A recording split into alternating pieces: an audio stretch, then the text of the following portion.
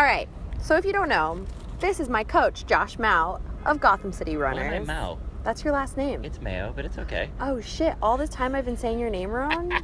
7, 6, 5, 4, 3, 2, 1. Yeah. It's okay. Move. Oh. Yeah, my back's a little sweaty. How is that? Damp. Do you regret that? No, not at all. Just fine. Okay, we'll talk about that later. Besides the phonetics of my name, we can move right on. All right.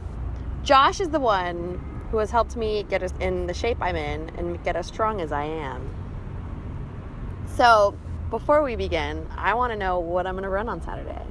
You are going to run to the best of your ability. Is that really what I'm doing? You're going to be... I don't have a time goal? Oh, there absolutely is one. You're And going to it run is?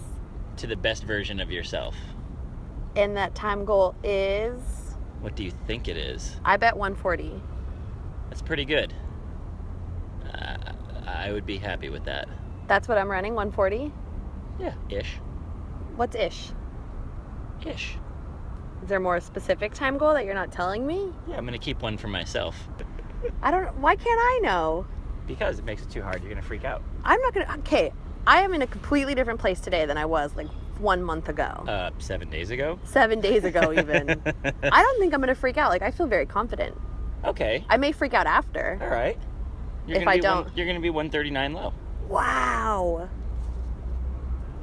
Really? And she just pooped. It stinks. No, I didn't. I mean, if you think I can do it, I can do it. Why That's can't what you? Dr. Bob says. No, the better question is, why can't you do it? That's true. I think this race is literally going to be this. It is absolutely going to be the simplest thing. Yeah.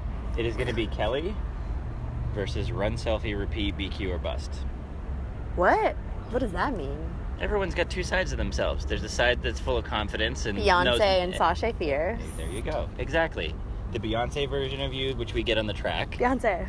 Okay. That's going to be me in the corral. Versus the one that's curled up in a ball in her bed saying, I'm not sure I can do this. Which that girl's gone. Okay. We can't have that girl anymore. Well, I know we can't have that girl anymore, but I'm just saying. She's not invited to the party. Fantastic. But I'm just saying is that there's always two versions of ourselves that are always at battle. I would not tell you to do this specific race if I hadn't intended for you to find out where you're at. And that's what it's all about. You need to see how far you've come. I want you to see how far you've come. And now you got to go and show yourself. I trust you. I trust you totally and completely. All right.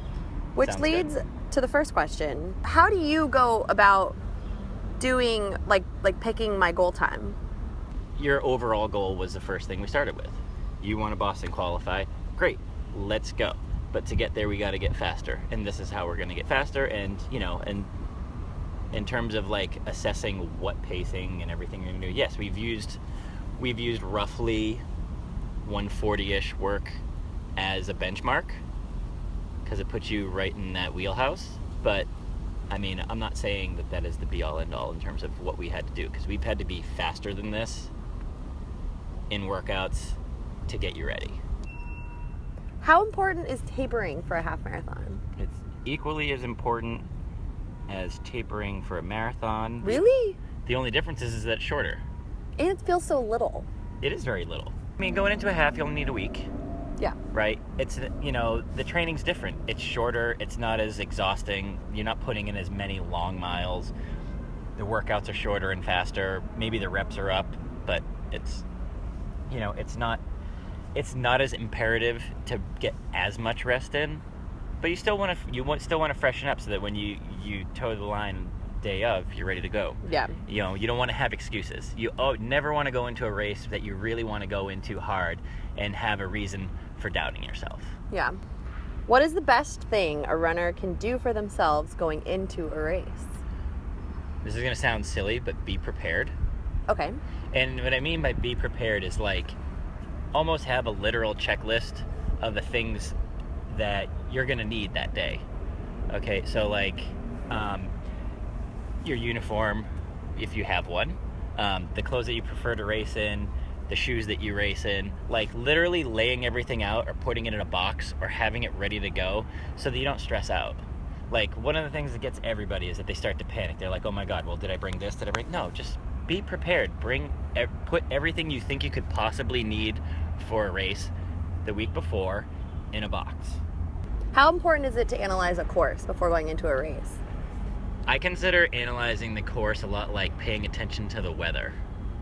It's going to be what it's going to be. Like, you can only prepare so much. Gotcha. Like, analyzing the course, yeah, look at it and think about it a little bit, but if you've been training on everything, which we have. Yeah, we have. Okay, Chicago's a flat course. How much have we cared about the course at this point? None. Not a little bit.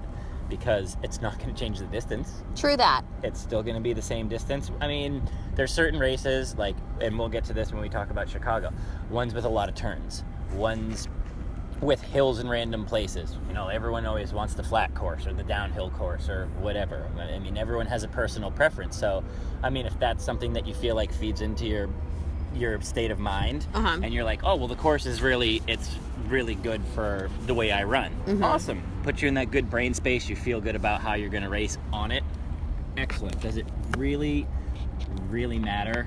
And probably not as much as you think, because if you train on all surfaces and you train with hills and everything, and you get the strength work in, and you've done the track work, and you've done long tempos and flats or in in hilly courses, it shouldn't matter. It should just be what you've been doing anyways. It's just all at once. Groovy. That's my personal philosophy. I agree. All right. What are negative splits, and why are they important? Negative splits. What is your definition? Run the second part faster than the first. Exactly. I mean, don't have to overcomplicate it. And a lot of people think, well, I'm going to run negative splits, and then they're like, I'm going to do this and this, and the gaps are really big. And it's like, you don't, like, they hit the halfway point, and say they want to run, they run the 8:30s for the first half. They're like, well, I'm going to run 8s for the second half. And they just decide, as soon as they hit the halfway point of whatever, that they go from 8:30 to 8. And they're like, okay, I'm good. And then they kind of like feel like they get hit in the face a little bit, and it feels rough. It can be a little bit tough like that if you don't work your way into it. I feel a lot better when I do negative splits. Negative splits are great for this. It is about conservation of energy. Yep. But what's my strategy going to look like? It's going to look like that, not the death march. But What are my paces going to be? I actually have you doing something kind of fun, so it's what? I can't put it all. I don't want to. We have to talk about it. We're gonna have a little fun with your race. What does that mean? It means that. Because fun to me means I get to play on my camera and take pictures. No, that's a different kind of fun.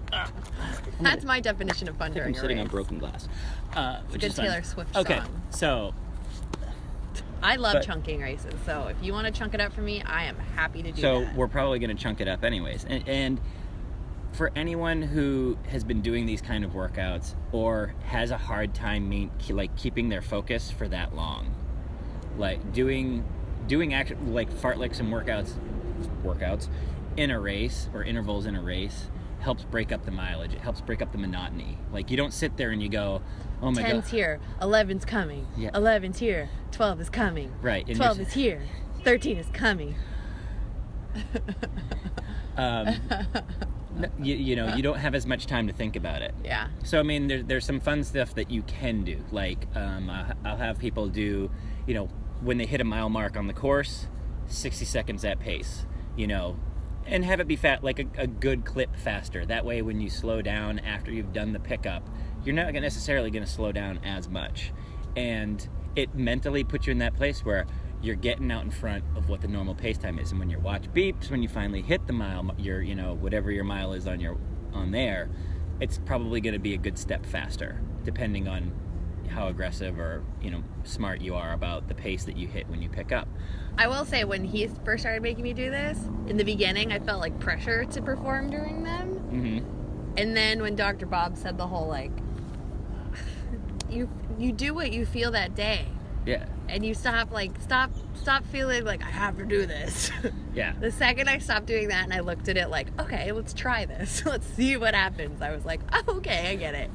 Yeah, and it's and it's not like you go out there and you have to be like perfectly accurate about everything. Yeah, you're not like, the race is blown. No.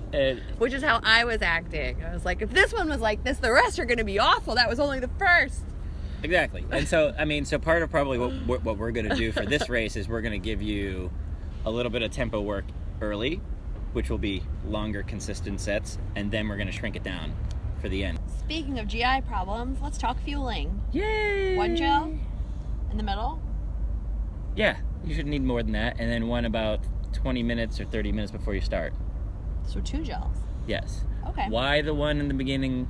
Because if you're going to run a race hard, you want to make sure you have extra calories in there because you're going to burn at a higher rate. Okay. Right? You're not necessarily, it's not like your regular long run where you're like, oh, well, I can go do this and I can stop and do that and whatever. We're going to talk about that in a second. Which I need to go buy gels now that you said that. Yeah, there you go. That's where I'm going after this. But, oh boy. I'm also going to go buy a race day outfit. There you go. But, Something with pockets. for 1 gel?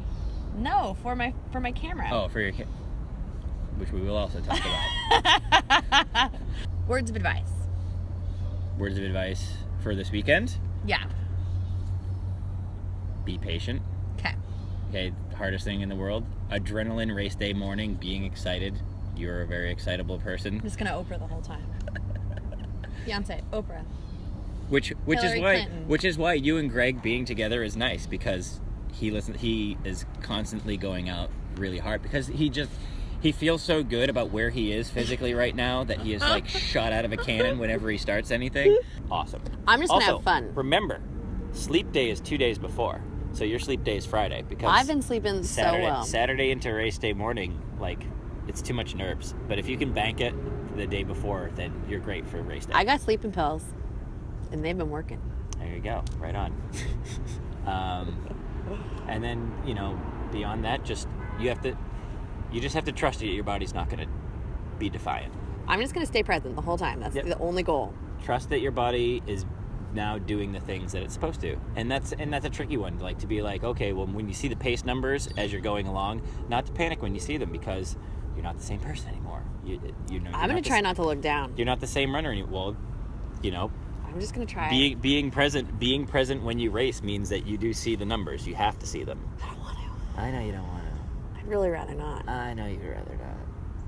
But I mean, it's one of those things where if you have the opportunity to adjust yourself without panicking, like, I'm supposed to be running an 8-minute mile, I'm running a 7:40 mile, but I'm going downhill, so it doesn't matter that much. Like that kind of an assessment, like not panicking when you see something that you're like, well, I don't need to be running that fast right now, or whatever. Or like this weekend, if it's a much lower 7 than you're used to seeing, and it's even remotely a downhill section, being like, okay, all right, well, I'm going downhill. When it starts to level off, I'm just going to keep this cadence and how I'm running and roll with it. You're the best. Let's kick ass. Yeah. Whatcha?